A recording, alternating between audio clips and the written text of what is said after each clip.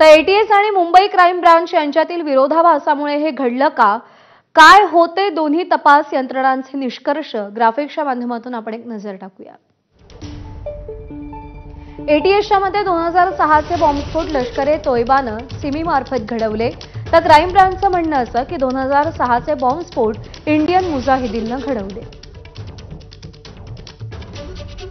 सिमीच्या 12 दहशतवाद्यांनी बॉम्बस्फोट घडवले असं एटीएसचं म्हणणं होतं, तर सादिक शेख या दहशतवाद्यानं बॉम्बस्फोटांची कबुली दिल्याचं क्राईम ब्रांचनं सांगितलंय.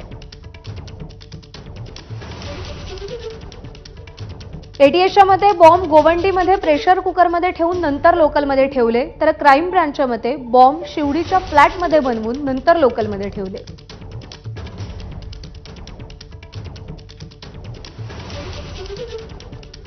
एटीएसचा तपास ग्राह्य मानून विशेष न्यायालयाकडून 12 दहशतवादी हे दोषी ठरवले गेले. या 12 पैकी एकाचा मृत्यू झालाय, तर इतर 11 पुरेशा पुराव्याअभावी मुंबई हायकोर्टानं निर्दोष सिद्ध केलंय.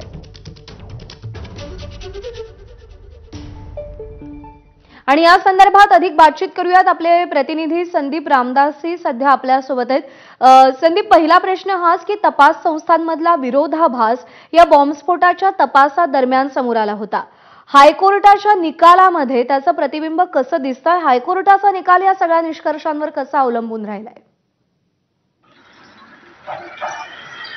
मुंबई लोकलमधील हे जे बॉम्ब ब्लास्ट होते, तर त्यावेळेस एटीएसनं म्हणजे दहशतवादी विरोधी पथकानं 12 लोकांना अटक केली आणि पाकिस्तानची ISI आणि लष्कर-ए-तोयबा ही अतिरेकी संघटनेनं भारताच्या सिमीच्या मदतीनं हे बॉम्बस्फोट घडवले. गोवंडीच्या झोपडपट्टीमध्ये प्रेशर कुकरमध्ये हे बॉम्ब सगळे तयार करण्यात आले आणि तिथनं लोकलवर हे चढवण्यात आले, अशा पद्धतीची मांडणी एटीएसनं केली. 2008 साली मुंबई गुन्हे शाखेनं आणखी सादिक शेख नावाच्या एका आरोपीला अटक केली आणि या बॉम्बस्फोटामध्ये इंडियन मुजाहिदीन या अतिरेकी संघटनेचा हात असल्याचं मुंबई गुन्हे शाखेनं म्हणजे क्राईम ब्रांचनं सांगितलं.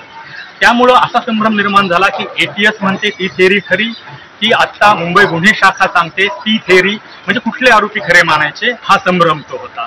मात्र 2015 साली कोर्टानं एटीएसनं जे आरोपी पकडलेले होते त्यातल्याच 5 आरोपींना फाशी दिली, एकाला सोडण्यात आलं आणि बाकीच्यांना जन्मठेपेची सजा झाली. निश्चित. संदीप, धन्यवाद दिलेल्या सगळ्या सविस्तर